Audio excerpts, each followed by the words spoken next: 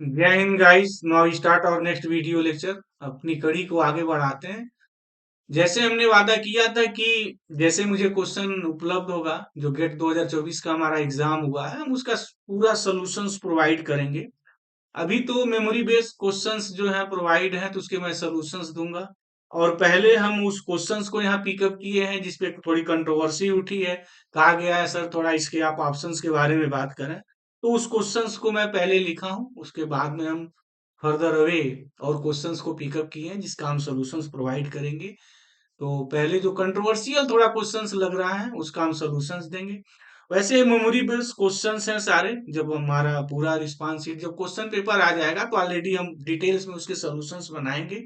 बहरहाल जैसे जैसे क्वेश्चंस उपलब्ध हैं उसका हम सॉल्यूशंस दे रहे हैं। वैसे ऑलरेडी सॉल्यूशन उपलब्ध है, बट हमारी सॉल्यूशंस देने का एक कंसेप्ट क्या है, एक वे क्या है, इस वीडियो लेक्चर्स को जरूर देखें और ज्यादा से ज्यादा लोगों को शेयर करें। हो सकता है कि इस वीडियो लेक्चर्स के माध्यम से आपको कुछ एक दूसरे टाइप का जो है कंसेप्ट डेवलप करे और आपकी सोच बढ़े, जो मेरी तमन्ना है, मैं ये चाहता हूँ। तो चलते हैं, now let us start here controversial questions शुरू करते हैं। देखिए इसमें हमारी जो कंसेप्ट है वो क्या है, कैसे है। चलते हैं, now let us start. Question ये है कि फंक्शंस डिफाइंड है, ये सिंगल वेरिएबल का क्वेश्चंस है। पार्शियल डिफरेंशियबिलिटी, डायरेक्शनल डिराइवेटिव की बात पूछी गई है, कंटिन्यूटी की बात पूछी गई है। तो पहले हम ये फंक्शंस की पार्शियल डिफरेंशियबिलिटी एग्जिस्ट करती है या नहीं, एट ओरिजिन्स पे कहा है कि एग्जिस्ट करती है या नहीं। तो सबसे पहले हम इसको जो है यहाँ टेस्ट करने चलना है। क्या है भाई, सबको पता है कि F of X zero zero पे कैसे निकालते हैं, limit H tends to zero, F of H comma zero minus F of zero zero whole divide upon H. चलिए ये हो गया limit H tends to zero, F of H comma zero. हमें इसकी वैल्यू निकालनी, मतलब यहाँ जो y कंपोनेंट है वो जीरो है, और यहाँ एच से सबको पता है H greater than zero. Always keep in mind the concept and H tending to zero, H never zero.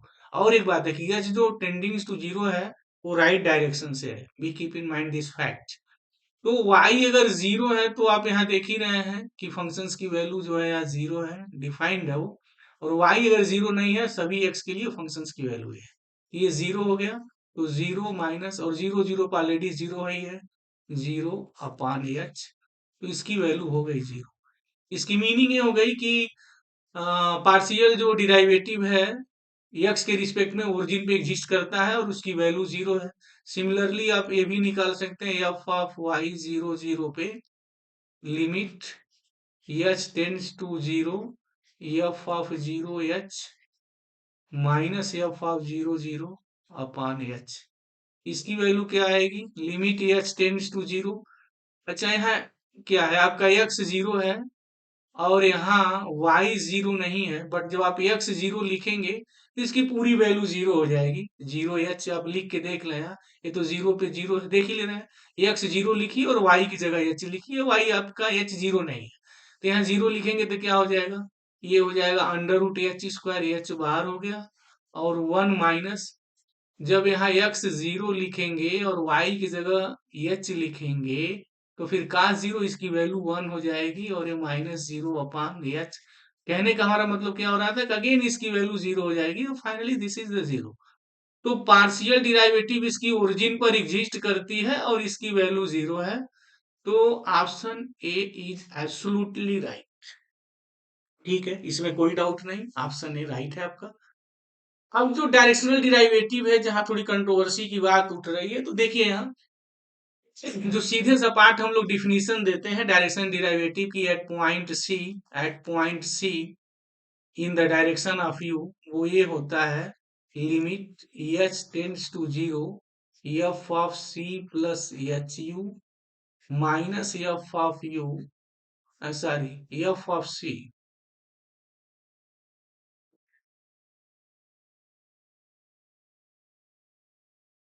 F of C upon H. यहाँ जो सी है वो जीरो जीरो पे मुझे बात करनी है, और यू किसी भी डायरेक्शन में, तो यू वन यू टू ले रहे हैं। तो जब हम इसको सॉल्व करेंगे तो क्या होगा, limit H tends to zero, F of 0 0, तो ये हो जाएगा H U one comma H U two. पूरा हम एक बार प्रूफ ही कर दे रहे हैं इसको, तो जो भी कुछ प्रॉब्लम होगी वो क्लियर हो जाएगी आपको। अब इसकी वैल्यू क्या होगी कि limit H tends to zero, यहाँ एक्स की जगह एच यू वन लिखना है और वाई की जगह एच यू टू लिखना है, तो लिखिए।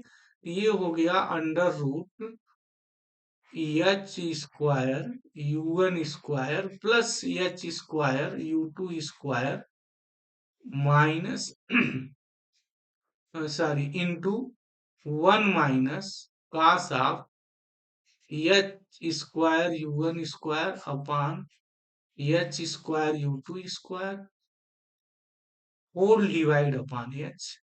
और ये 0 0 पर वैल्यू इसकी 0 है, तो फिर क्या हो गया, limit H tends to zero, यहां से हम एच बाहर कर लें और तो ये एच हमारा कैंसिल हो जाएगा।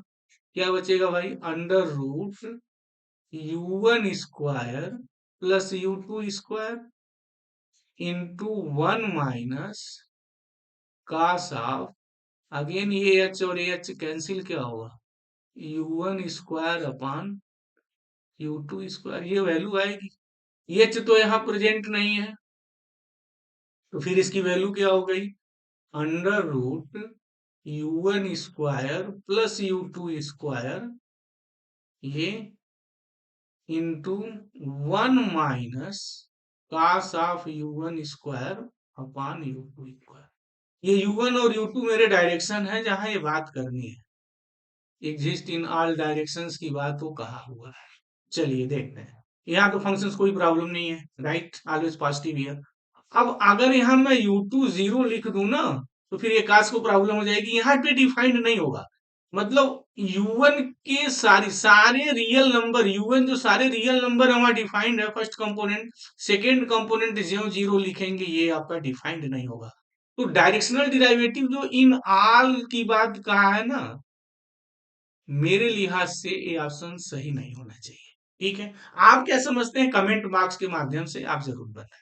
ओके, अब उसके बाद ये कह रहा है कि फंक्शंस कंटिन्यूअस है या नहीं, तो कंटिन्यूटी के लिए हम लोग सीधे जो सेवरल वेरिएबल की जो कंटिन्यूटी की जो डिफिनीशंस है उसके अकॉर्डिंग हम लोग सीधे इसको निकाल सकते हैं और प्रूव कर सकते हैं इजिली कि ये जो फंक्शंस है हमारा, this function is continuous. Continuous कैसे टेस्ट करते हैं, आसान है, देख लीजिए। तो हम कंटिन्यूटी चेक करते हैं, तो this is the so easy here. कैसे टेस्ट करते हैं, फंक्शंस पॉइंट ए बी पे कंटिन्यूअस होगा, absolute value of X Y minus F of A B, तो यहाँ 0 0 less than epsilon for all X Y, ये बिलोंग होना चाहिए नेबरहुड ऑफ 0 0। ठीक है, sorry neighbourhood of X Y, neighbourhood of for all X Y. Okay, चलिए अब हम लोग देखते हैं कि नहीं नहीं, नेबरहुड ऑफ द इस पॉइंट के, neighbourhood of the 0 0 for all X Y belong to neighbourhood of the this. तो चलिए, F of X Y, this is the value of the function here, under root x square plus Y square into one minus cos of x square upon Y square, minus value आपकी 0 0 है, 0 0 पे 0 है, तो this is the 0 less than epsilon. मतलब इसकी value एक लिए गए एप्सिलॉन से हमें छोटा लेना है, मतलब हम कितना मिनिमम कर सकते हैं, बस टेंडिंग टू 0 कर सकते हैं या नहीं, अगर ऐसा है 0 0 के नेबरहुड में। तो चलिए इसको हम कैसे लिख सकते हैं, मार्ड को पता है, ये mod of under root x square plus Y square, और इसको अगर हम सॉल्व करते हैं तो mod of one minus cos of x square upon Y square. अच्छा, अब यहाँ देखिए इसकी जो वैल्यू होगी वो less than are is equal to 2 होगी, तो 2 under root x square plus Y square mod हटा दिया क्योंकि always that is the positive here, less than are is equal to 2 under root x square plus Y square. अब x is equal to r cos theta ले लीजिए और y is equal to r sine theta ले लीजिए। ये value जो put करेंगे तो कितना आएगा, 2 आर आएगा। अब ये टेंडिंग्स टू जीरो होगा as r tendings to zero for all arbitrary value of the theta. इसकी मीनिंग क्या हो गई कि हम जितना छोटा से छोटा करना चाहे छोटा कर सकते हैं, वो थीटा पे हमारा डिपेंड नहीं करता है सारी वैल्यू के लिए। इसका मतलब क्या हो गया कि function is continuous at 0 0 but not differentiable. यहाँ ये दिया तो हम इजिली चेक कर सकते हैं कि ये फंक्शन डिफरेंशिएबल नहीं है। उसके लिए कोई बहुत बड़ी चीज नहीं है, आप उसको बहुत इजी वे में टैकल कर सकते हैं। This function is not differentiable but this is the continuous. तो ऑप्शन इसका सी सही है बट डी सही नहीं है। तो इस क्वेश्चन का जो ऑप्शन है हमारे लिहाज से ए और सी सही है, और ये बी सही नहीं है। कंट्रोवर्सी उठ रही है। बहरहाल अगर आप बी समझते हैं कि सही है तो please comment in comment box. Next question चलते हैं, दूसरे क्वेश्चन पे आते हैं। एक ये क्वेश्चन है, देखिए ये भी अच्छा क्वेश्चन है। जॉर्डन कैनोनिकल फॉर्म पे है, और अक्सर जॉर्डन कैनोनिकल फॉर्म पे तो क्वेश्चन बनता ही बनता है, पूछा गया है। कह रहा है कि टी R4 से R4 एक कोई लीनियर ट्रांसफॉर्मेशन है 4 डायमेंशनल पे, हुज आइगन वैल्यूज 1 और 2 ओनली है। मतलब कि इसकी आइगन वैल्यूज 1 और 2 है, इसके अलावा दूसरी नहीं है। Kernel of T minus I one है और rank of T minus 2 I 2 है। Then possible Jordan canonical form पूछा है। तो देखिए this is the easy one. यहाँ एक रिजल्ट है, तो रिजल्ट की थोड़ा मैं बात कर लूँ, आप भी इसको नोट कर लें, क्योंकि वीडियो लेक्चर्स देखने का फायदा ही यही होगा। अगेन एक क्वेश्चन ऐसे बनेंगे जहाँ रिजल्ट थोड़ा ध्यान में रहना चाहिए कि जीएम ऑफ जो लैम्डा होता है वो N minus rank of A minus lambda है। और जॉर्डन कैनोनिकल फॉर्म बनाने में कि वो ब्लॉक कितने बनेंगे, ये जियोमेट्रिक मल्टीप्लिसिटी बहुत इंपॉर्टेंट रोल प्ले करती है। तो जीएम ऑफ 2 देख लीजिए, निकाल लेते हैं। ये है एन की जगह 4 डायमेंशन में है, रैंक ऑफ ए माइनस 2 आई। और रैंक ऑफ ए माइनस 2 आई आपके क्वेश्चन में दिया हुआ है, इसकी वैल्यू 2 है। तो क्या हो गया, 4 - 2 = 2, यानी जो जीएम ऑफ जो 2 है वो 2 आ गया। इसकी मीनिंग क्या हो गई कि जो आप जॉर्डन कैनोनिकल फॉर्म जो बनाने जाएंगे ना, उस जॉर्डन कैनोनिकल फॉर्म में आइगन वैल्यूज 2 के करस्पॉन्डिंग जो ब्लॉक बनेगा वो ब्लॉक कम से कम 2 ऑर्डर का होगा। जितनी भी पॉसिबिलिटी होगी हर पॉसिबिलिटी में वो 2 होगा, उससे कम नहीं हो सकता है। तो इसकी मीनिंग क्या होगी कि डायगोनल आपका 2 होगा, 1 होगा, बाकी 0 0 एंट्री होगी। ये 0 होगा, ये 2 होगा, 0 0। ये तो यहाँ बनना ही बनना है, ये फिक्स हो गया। अच्छा, अब बहुत लोग क्या करते हैं, ऑप्शंस अगर आपको हटाना है तो फिर देख लीजिए कि 2 1 और 0 2 किस ऑप्शन में नहीं है, उसको कैंसिल कर दीजिए। तो जैसे आप देखते हैं कि 2 1 यहाँ है, 2 0 नहीं है, तो फिर तो ये कैंसिल हो गया, ये तो हुआ ही नहीं। यहाँ देखिए 2 1 है, 0 2 है, फिर ये ऐसे है, तो फिर तो ये भी कहानी इनकी फिनिश हो गई। अच्छा, ये और ये कुछ दिख रहा है, तो चलिए देख लेते हैं। तो ये तो बात पक्की हो गई कि जो हमारा ब्लॉक होगा 2 वाले का, वो ऑर्डर 2 का होगा। अब 1 पे आते हैं, ये दिया है कर्नल ऑफ टी माइनस आई 1 है, तो फिर तो एक तो बड़ा धाकड़ रिजल्ट है ना।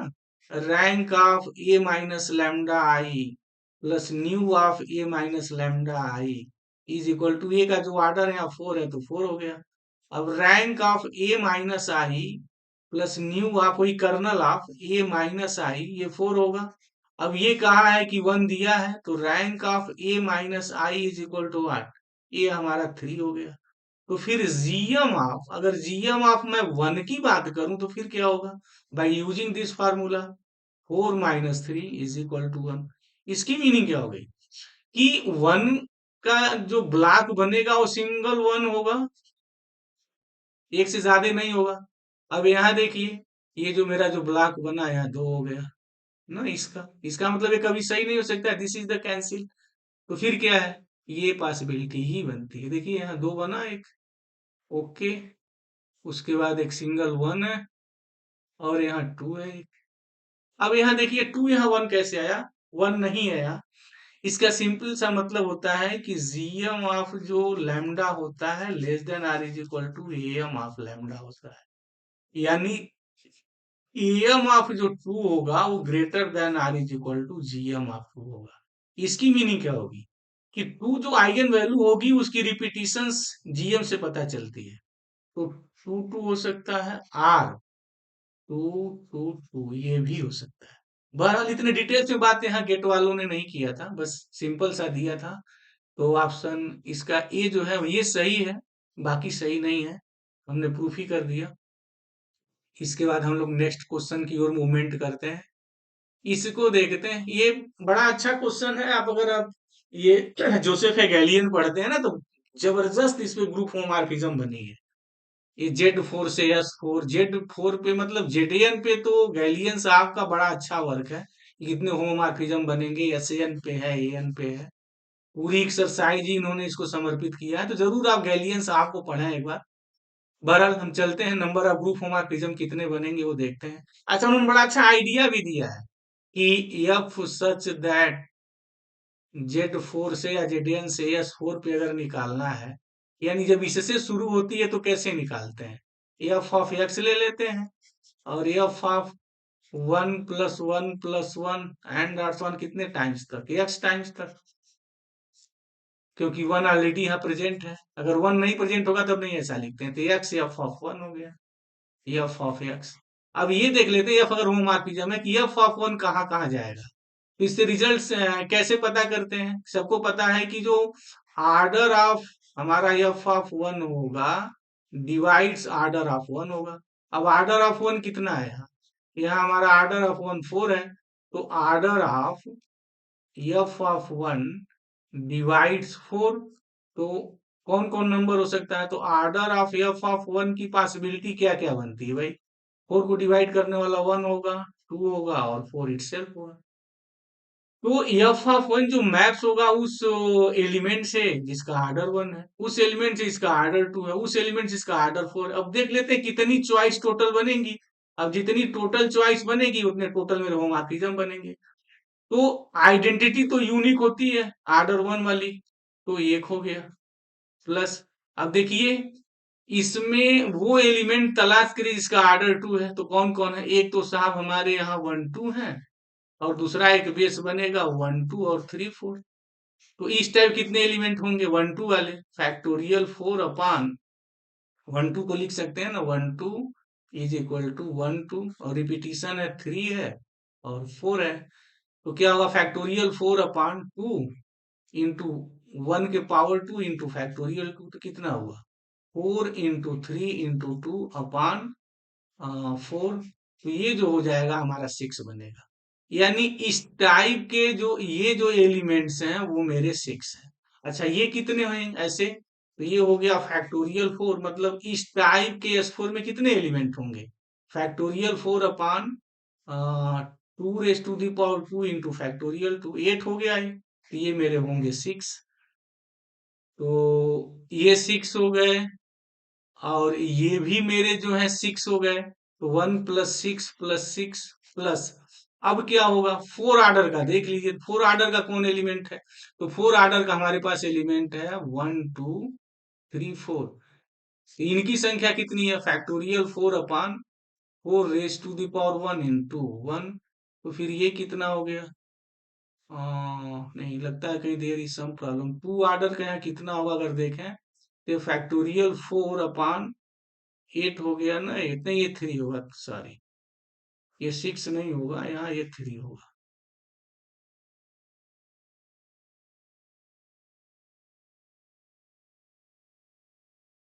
तो ये 6 नहीं होगा, दिस इज द 3 हो गया प्लस। अच्छा, इसका कितना बनेगा, तो 6 आ ही रहा है, तो टोटल कितने हो गए, 6 1 7 3 10 6 16, यानी 16 नंबर होमोमॉर्फिज्म के होंगे। तो 16 इसका जो होगा करेक्ट आंसर होगा। तो this is the easy one, easy question था, जहाँ आपको सिर्फ प्रैक्टिस होनी चाहिए, बाकी तो आप उसको हैंडल कर ही सकते हैं। तो जो होमोमॉर्फिज्म होंगे वो 16 होंगे। अब चलते हैं इस क्वेश्चन को देखते हैं। ये भी क्वेश्चन जो है रिजल्ट पे बना है, तो रिजल्ट ये है, इसको ध्यान देना। रिजल्ट अक्सर क्वेश्चन बनते हैं कि अगर हमारा कोई linear transformations N M N matrix का आर्डर एन है फील्ड एफ से, matrix order N field F से इस तरीके से डिफाइंड है कि T of X is equal to A X, where A be the N cross N आपका मैट्रिक्स है। तो यहाँ ये होता है कि अगर हमारा यहाँ आइगन वैल्यू, ए की जो आइगन वैल्यू है उसका अगर एम, अगर के अगर है, मतलब लैम्डा आइगन वैल्यूज है और उसका एम अगर के अगर है, तो हमारा एन ऑर्डर का है। या तो इसके यूं समझें कि अगर ए की आइगन वैल्यू एक लैम्डा है और ए एन ऑर्डर का है, तो जो लीनियर ट्रांसफॉर्मेशन हमारा टी बनेगा, इसकी आइगन वैल्यू की संख्या क्या होती है, उतनी टाइम्स हो जाती है। तो मतलब lambda one, lambda two and also one lambda के, ये हो जाएगा। उसी पर ये क्वेश्चंस बनाया गया है। तो जो हमें कैरेक्टरिस्टिक पॉलिनोमियल ऑफ टी पूछा गया है, तो कैसे निकालेंगे, पहले एक ही आप आइगन वैल्यूज निकाल लीजिए, उसके बाद जितना आर्डर होगा उतने टाइम्स तक इसकी आइगन वैल्यूज होगी। जैसे अगर एक ही अगर आप आइगन वैल्यूज निकालेंगे तो कैसे निकलेगा, लैम्डा स्क्वायर माइनस सिंपल है, 4 = 0, दिस इंप्लाइज लैम्डा = 2 आएगा, -2 आएगा। अब इसका आर्डर यहाँ 2 है, तो 2 है मतलब क्या कि इसकी अब जो आइगन वैल्यूज होगी, 2 भी 2 बार रिपीट होगी और -2 भी 2 बार रिपीट होगी, ये इंडेक्स की बात होगी ना। तो अब इसका कैरेक्टरिस्टिक पॉलिनोमियल अब टी क्या होगा, सबको पता है, x-2 का होल स्क्वायर इंटू x+2 का होल स्क्वायर। अगर इसको सॉल्व करते हैं तो x² - 4 ये होल स्क्वायर हो जाएगा। इसको अगर हम लोग ब्रेक करें तो क्या होगा, x4 -8x² +16, ये वैल्यू आएगी इसकी। तो इसका जो ऑप्शन सी है, अगर क्वेश्चन यही है मेमोरी बेस में, तो फिर इसका ऑप्शन सी होगा। ये क्वेश्चन जो है हमारा इस रिजल्ट पे बना था, और ये बड़ा इंपॉर्टेंट रिजल्ट है, इसको ध्यान देना कि अगर ए का रैंक अगर हमारा आर है, तो फिर पी का जो रैंक होगा, जो इसका आर्डर होगा, n × r, ये हो जाता है। ठीक है, ये चीजें ध्यान में लेने लायक है कि रिजल्ट पे क्वेश्चन बना है, इजी क्वेश्चन है, इस क्वेश्चन में बहुत कुछ ऐसा दम नहीं है। तो मुझे उम्मीद है कि जो क्वेश्चंस यहाँ पिकअप किए गए हैं उसे कंसेप्ट आपको समझ में आ गए हैं। इसके बाद भी अगर कोई प्रॉब्लम है तो कमेंट बॉक्स में आप कमेंट करें, हम उसका स्वागत करते हैं। नेक्स्ट वीडियो लेक्चर्स में उसका हम जवाब देंगे। तो थैंक यू गाइस।